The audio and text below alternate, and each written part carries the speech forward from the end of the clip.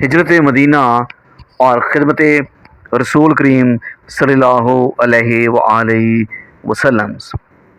آج ہم ہجرت کی نبی کریم صلی اللہ علیہ وسلم کی ہجرت کی بات کریں گے، اور اس میں وہ واقعہ پیش آئے گا جس نے حضرت ابو بکر صدیق رضی اللہ تعالی عنہ کو تاریخ میں رقم کر دیا، اور جس نے تاریخ رقم کی اور نبی کریم صلی اللہ علیہ وسلم کا ہمراز اور غار کا ساتھی قرار دیا۔ ایک دفعہ حضرت عائشہ صدیقہ رضی اللہ تعالی عنہا نے نبی کریم صلی اللہ علیہ وآلہ وسلم سے پوچھا کہ کوئی ایسے شخص یا اشخاص ہیں جن کے اعمال اتنے ہوں جتنے آسمان پہ تارے ہیں یا انسان کے جتنے بال ہیں؟ تو نبی کریم صلی اللہ علیہ وآلہ وسلم نے فرمایا کہ ہاں، حضرت عمر رضی اللہ تعالی عنہ کے اعمال اتنے زیادہ ہیں جتنے آسمان پہ ستارے اور انسان کے بال۔ اور بعد میں فرمایا کہ حضرت ابو بکر صدیق رضی اللہ تعالی عنہ کی اس ایک رات کے اعمال اتنے ہیں جب وہ میرے ساتھ غار میں تھا جتنے آسمان پہ ستارے ہیں یا انسانی جسم کے جتنے بال ہیں۔ تو یہ ہے اس واقعے کی ویلیو۔ شروع کرتے ہیں ہجرت مدینہ اور خدمت رسول پاک صلی اللہ علیہ وآلہ وسلم۔ کفار و مشرکین کا ستم روز بروز بڑھتا جا رہا تھا، تو آپ صلی اللہ علیہ وسلم نے ہجرت کا ارادہ بنایا۔ اس دفعہ آپ نے مدینے کو اپنی منزل قرار دیا اور ہجرت کی تیاری شروع کر دی، کیونکہ بارگاہ نبوت سے یہ حکم ہوا تھا کہ ابھی عجلت سے کام نہ کرو، امید ہے کہ خدا پاک کی طرف سے مجھے بھی ہجرت کا حکم ہوا ہوگا۔ حضرت ابو بکر صدیق نے نہایت تعجب سے پوچھا، میرے ماں باپ آپ صلی اللہ علیہ وآلہ وسلم پر فدا ہوں، کیا آپ کو بھی ہجرت کا حکم ہو گیا ہے؟ ارشاد ہوا، ہاں۔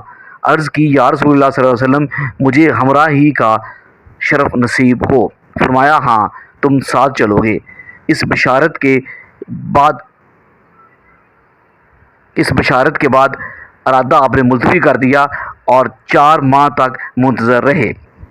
حضرت عائشہ رضی اللہ تعالی عنہا کا بیان ہے کہ نبی کریم صلی اللہ علیہ وآلہ وسلم عموماً صبح و شام حضرت ابو بکر صدیق رضی اللہ تعالی عنہ کے گھر تشریف لایا کرتے تھے، لیکن اس روز منہ کو چھپائے ہوئے خلاف معمول نہ وقت تشریف لائے اور فرمایا کہ کوئی ہو تو اسے ہٹا دو، کچھ خاص بات کرنا چاہتا ہوں۔ حضرت ابو بکر صدیق رضی اللہ تعالی عنہ نے عرض کی کہ یا رسول اللہ، گھر والوں کے سوا اور کوئی نہیں ہے۔ یہ سن کر آپ صلی اللہ علیہ وآلہ وسلم اندر تشریف لائے اور فرمایا کہ مجھے ہجرت کا حکم ہو گیا ہے۔ حضرت ابو بکر صدیق رضی اللہ تعالی عنہ نے پھر ہمراہی کی تمنا ظاہر کی۔ ارشاد ہوا، ہاں، تیار ہو جاؤ۔ وہ تو 4 مہینے سے انتظار میں بیٹھے ہوئے تھے، فوراً تیار ہو گئے۔ ام المومنین حضرت عائشہ رضی اللہ تعالی عنہا اور حضرت اسماء رضی اللہ تعالی عنہا نے جلدی سفروں کا اہتمام کیا۔ حضرت اسماء رضی اللہ عنہا کو تو شدان باندھنے کے لیے کوئی چیز نہیں ملی، تو انہوں نے اپنا کمر بند پھاڑ کر باندھا اور دوبارے نبوت سے کو دے دیا۔ حضرت ابو بکر صدیق رضی اللہ عنہ نے پہلے ہی سے 2 اونٹ تیار کر لیے تھے، ایک حضرت صلی اللہ علیہ وسلم کی خدمت میں پیش کیا اور ایک پر خود سوار ہوئے۔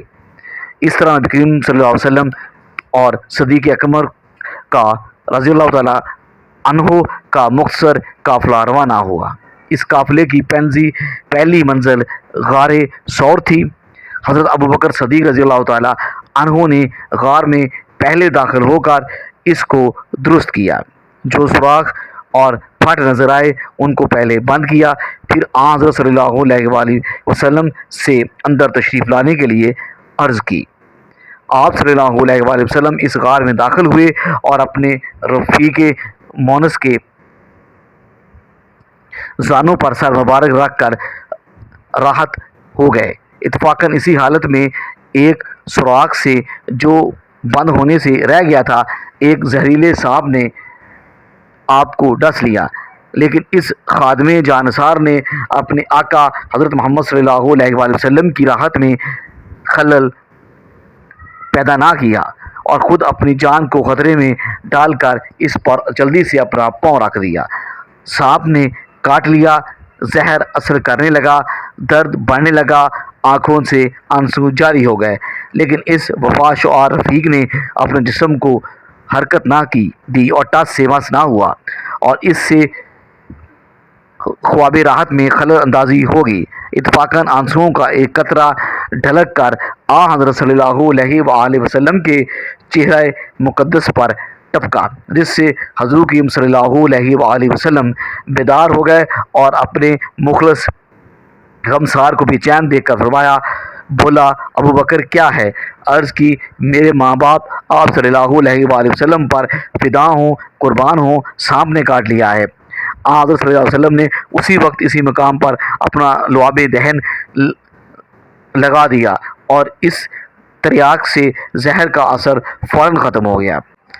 حضرت ابو بکر صدیق رضی اللہ تعالی عنہ نے اپنے صاحبزادہ حضرت عبداللہ رضی اللہ تعالی عنہ کو ہدایت کر دی تھی کہ دن کو مکہ میں جو واقعات پیش آئیں، رات کو ہمارے پاس آ کر ان کی اطلاع کرتے رہنا ہے۔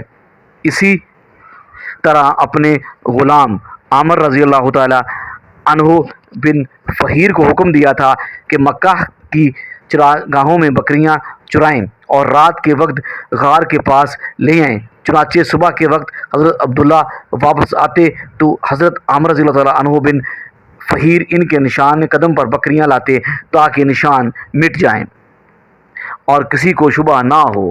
رات کے وقت اپنی بکریوں کا تازہ دودھ غذا کے کام آتا۔ غرض کے 3 دن اور 3 راتیں اسی حالت میں بسر ہوئیں، اور یہ تمام کارروائی اس احتیاط سے عمل میں آئی تھی کہ قریش کو ذرا بھی نہ شبہ ہوا۔ اسی عرصے میں کفار بھی اپنی کوشش سے غافل نہ تھے۔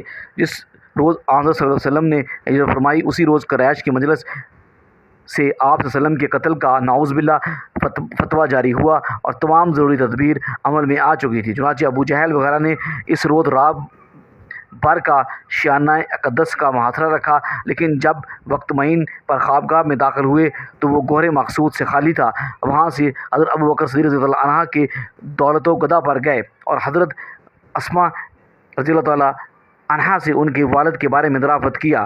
انہوں نے لا علمی ظاہر کی تو ابو جہل نے غضبناک ہو کر زور سے ایک تمانچہ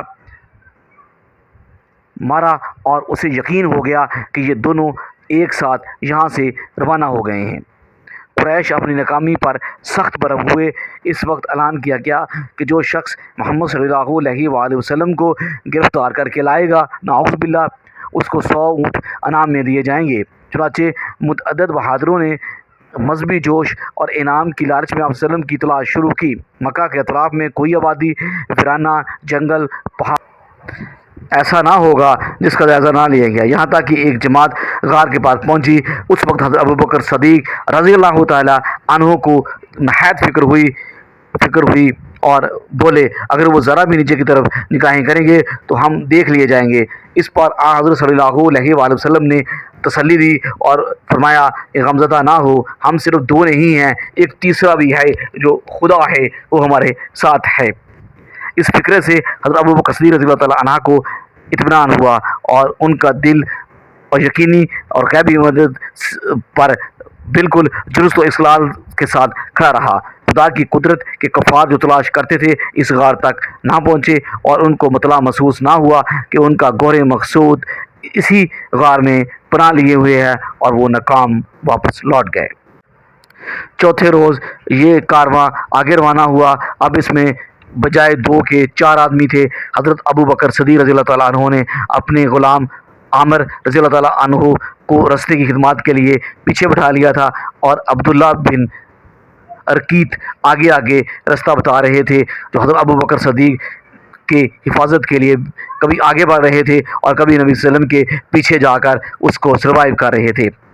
اسی صراع میں سراقہ جو قریش کا ایک گھوڑا سوار تھا قریب پہنچ گیا۔ ابو بکر صدیق رضی اللہ تعالیٰ عنہ نے خوفزدہ ہو کر کہا یا رسول اللہ یہ سوار قریب پہنچ چکا ہے۔ ارشاد ہوا غمگین نہ ہو، خدا ہمارے ساتھ ہے۔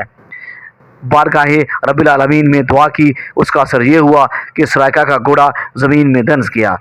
اتر کر پانسا پھینک کر فان نکالی۔ جواب آیا اس طاقت سے دستبردار ہو جاؤ۔ نہ مانا، پھر آگے بڑھا، پھر واقعہ پیش ہوا، مجبور ہو کر ایمان طلب کی اور واپس چلا گیا۔ ناظرین، یہ واقعہ آپ کو خلفائے راشدین سے بیان کیا گیا ہے اور اس کے لکھنے والی لکھاری ہیں شاہ معی الدین احمد ندوی صاحب۔ اور اس طرح اس قافلے کی پہلی منزل غار ثور مقبول ہو چکی تھی اور قافلہ اب یہاں سے مدینہ کی طرف چل پڑا تھا۔ جزاک اللہ۔